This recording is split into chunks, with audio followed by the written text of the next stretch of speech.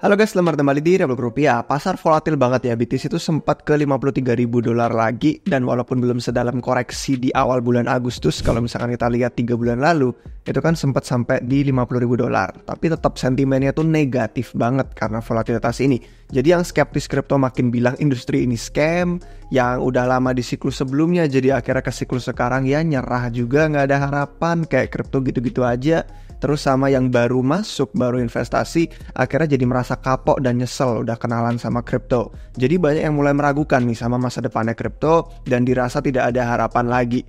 Jadi video ini santai, kita bikin edukasi karena udah lama banget nggak bikin basic education yang 101. Dan kita bakal ngelihat nih tentang pandangan dari Rupiah, gimana menurut kami dari sisi masa depannya kripto. Apakah kami juga merasa nggak ada harapan, kayak kripto nggak ada nilai, atau gimana outlook untuk kedepannya? Oke, let's go.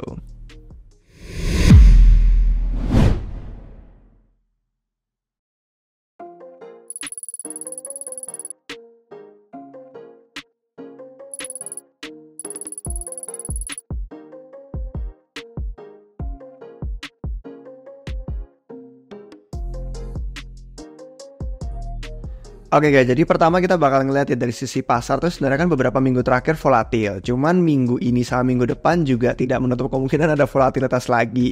Karena hari Rabu itu kalau kita lihat di sini ada laporan untuk CPIAS bulan Agustus. Terus yang hari Kamisnya itu ada lagi data unemployment. Jadi keduanya itu menentukan seberapa agresif pemangkasan suku bunga Fed nanti di minggu berikutnya, atau ya kalau dipangkas ya, kita juga nggak tahu dipangkas apa enggak dan angkanya berapa untuk basis poinnya. Nanti komentar makro dan pro kontranya, pokoknya pandangan-pandangan tentang market bakal dilanjut deh sama beliau entah di hari Rabu atau di hari Jumat atau Sabtunya. Nah, realita industri kripto yang mau kita bahas sekarang tuh bener-bener basic banget, santuy, kita nggak ngeliat data atau market, kita cuma ngeliat tentang pandangan aja sih. Ini sebenarnya gara-gara saya kemarin habis baca artikel dari Delphi Digital. Salah satu analisnya itu yang namanya Ashworth itu ngasih komentar menarik. Dan itu membedakan, komentarnya dia membedakan antara orang yang realis sama yang nihilis. Nah, sentimen kripto tuh lagi menderita nihilisme. Nihilisme untuk yang belum tahu tuh orang yang yakin memandang kalau di dunia ini itu nggak ada yang berarti. Semua nilai-nilai itu kayak nggak ada artinya. Dan orang menilai pasar kripto sekarang itu dilihat yang saat ini aja. Mereka nggak ngelihat evolusi ke masa depan kayak gimana. Dan mereka tuh lihat segalanya sama aja, sama-sama sedih, menyedihkan. Sentimen nihilisme ini bahkan bukan cuma di investor retail, sampai ke venture capital juga. Dan ada beberapa builders, beberapa yang punya bisnis, itu juga merasa buruk banget. Akhirnya jadi membebani pasar. Dan untuk saat ini kripto memang tampak buruk. Dan ada bedanya cuman kalau kita ngomongin soal orang yang realistis sama orang yang nihilistik. Kalau realistis itu terima sama keadaan sebagaimana adanya. Tapi kalau nihilis itu kayak menyedihkan. Dia ngelihat semua nilai itu nggak ada artinya dan ekspektasi dia hal-hal ini tidak akan berubah jadi lebih baik ke depannya. Jadi bedanya gini, kalau orang nihilistik itu ngomongnya gini, pasar kripto didominasi spekulasi, segalanya tuh bergantung sama attention ekonomi, yang mana attention, perhatian manusia tuh semakin menyusut. Dan industri kripto tuh akan terus jadi tempatnya judi, orang-orang mainan memes, koin anjing. Dan kalau mau dilanjut, orang yang nihilis bilangnya, ibu saya pasti benci hadiah ulang tahun yang saya kasih. Atau kayak nenek saya pasti berbohong waktu bilang saya anak ganteng. Jadi itu kalau orang nihilis. Tapi kalau orang yang realistis, yang menerima keadaan sebagaimana adanya, tapi dia juga ada optimisme untuk masa depan, tuh bilangnya pasar kripto itu didominasi spekulasi. Tapi kita perlu mikirin cara attention ini bisa jadi produktif. Attention ekonomi jadi produktif dan menguntungkan pengguna nanti di masa depan. Dalam waktu 10 tahun kita bisa nih ngubah cara dunia bekerja, kita bisa mengubah cara orang interaksi dengan teknologi, dan saya memang ganteng. Itu kalau realistis dan optimistis. Jadi banyak, kalau misalkan Rebel Rupiah kan punya beberapa partner dan klien, itu kita sempat ngobrol, ada juga yang terjebak di sisi nihilis.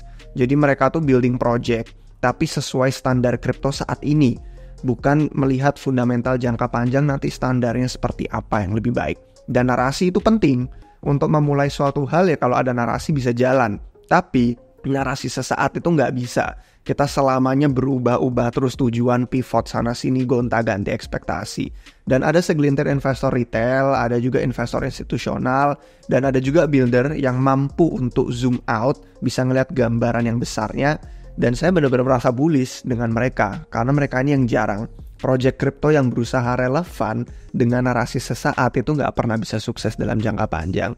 Dan karena baru aja mereka selesai paham nih sama narasi yang lagi hangat hari ini, besok udah berubah lagi narasinya. Mau belajar yang besok, minggu depan udah berubah lagi. Jadi boleh aja kalau ngerasa nihilis kalau mau. Tapi risikonya 10 tahun dari sekarang bisa aja kalian jadi kayak Peter Schiff, yang gold maximalis itu, yang bener-bener cinta banget sama emas sampai setiap harinya dia cuman mikirin soal betapa buruknya Bitcoin. Dari dulu sampai sekarang, masa depan itu selalu dikuasai sama orang yang optimis.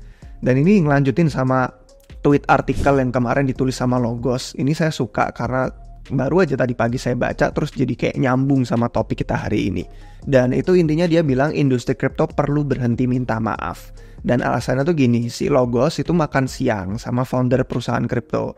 Dia perusahaan kriptonya tuh nilainya lebih dari $1 miliar dan udah sukses yang positif ya di wilayah tempat dia bisnis itu.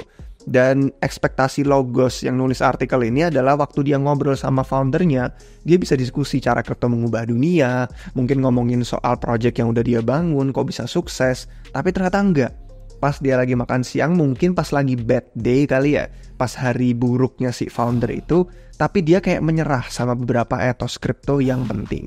Dan ya dia rada paham sama perasaannya, katanya karena setiap hari founder ini ketemu sama investor, ketemu sama regulator yang selalu cherry picking jelek-jeleknya industri kita aja. Jadi yang dilihat semua yang negatifnya aja. Sambil dia lihat, katanya sebagai founder ada aja kasino memes yang bisa menghasilkan pendapatan $100 juta hanya dalam sebulan mereka eksis. Jadi ya si Logos ini paham perasaan si founder itu kenapa pas lagi ada bad day itu. Jadi di kripto dia bilang selalu ada dua sisi. Sisi baiknya sistem keuangan alternatif yang lebih bebas, transparan dan adil. Sisi buruknya penipuan, scam, dan kasino yang tempat orang itu judi dan bertaruh kekayaan mereka. Cuman menariknya dari baik dan buruk ini, buruknya ini bukan cuman eksklusif di industri kripto, tapi baiknya cuman ada di industri kripto. Nah, kita bakal jelasin nih. Istilahnya gini, dia bilang lanjutin nih, bebas pilih, bahkan judi pun bebas pilih. Iya ada memes dan ada orang yang suka judi, tapi kasino memang berabad-abad sudah selalu sama dari dulu. Sistemnya pasti menjamin house atau si bandar untuk selalu menang. Dan faktanya memang banyak perusahaan-perusahaan tradisional sekarang valuasinya tinggi banget, itu pada jadi operator kasino, tapi ya ditutup-tutupin. Nah kalau di kripto orang secara terbuka menertawakan memes, kasino, dan orang tuh udah tahu apa risikonya kalau masuk ke memes. Dan walaupun buruk, ini produk dari pasar bebas. Artinya memang permissionless karena nggak perlu minta izin, pokoknya tidak ada yang melarang. Dan orang punya kebebasan, bebas mau ngambil risiko, ya ini risikonya. Nggak mau ambil risiko, ya silahkan jangan masuk ke ya spekulasi-spekulasi yang sangat tinggi ini risikonya. Jadi bisa ambil keputusan sendiri.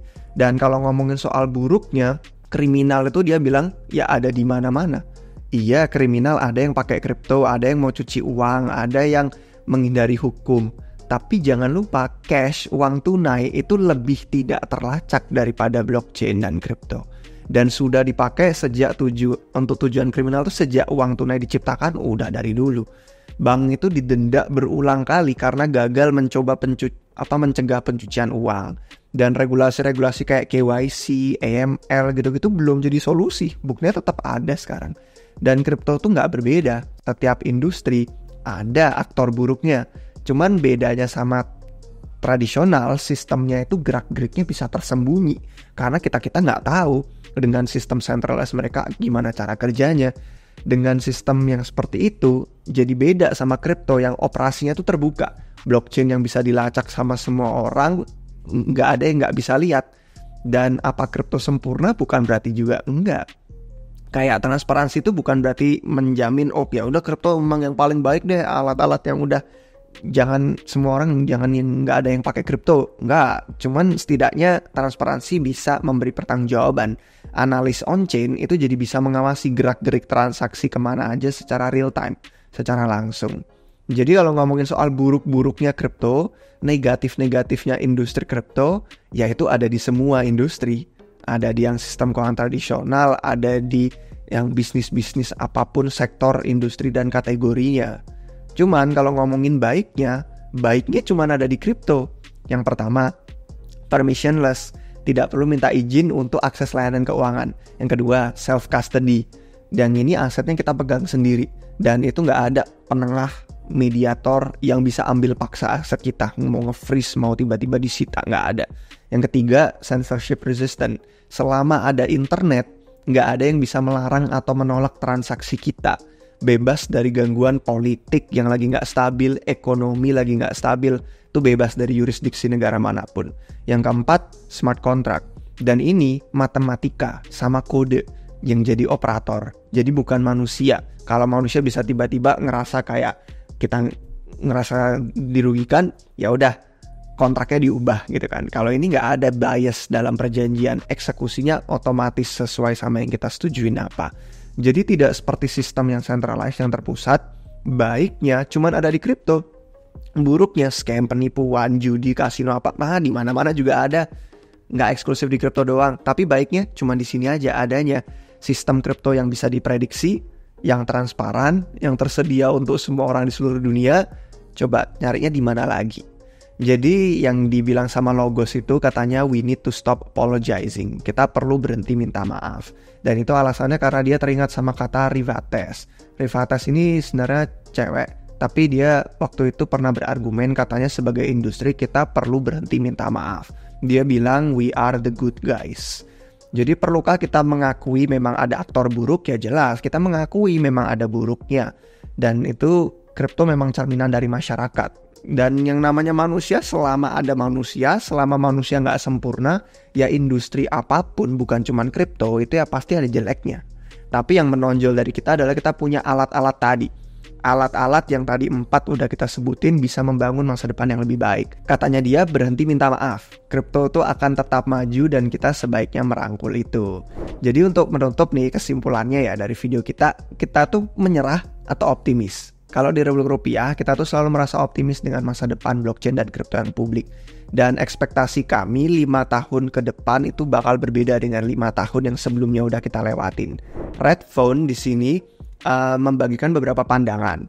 Dan yang kami rasakan itu sama, cuman karena di sini ada banyak banget, ada 14 sini yang kami mau kasih itu cuma 4 aja. 4 poin utama yang bisa jadi penutup. Dan ini mungkin bisa jadi pertanyaan kalian untuk yang tadi tertarik nonton video ini dari awal sampai akhir. Yang pertama, dia bilang yang punya keyakinan dan building keras banget saat ini itu bakal jadi raja di siklus berikutnya. Dan 1 langkah baik hari ini itu bisa jadi 10 langkah maju waktu nanti attention kembali lagi, orang akhirnya tertarik lagi dengan kripto. Dan bebas deh kita mau lihat vibes kripto sekarang kayak depresi atau vibes-nya sekarang itu jadi sebuah peluang. Bebas pilih.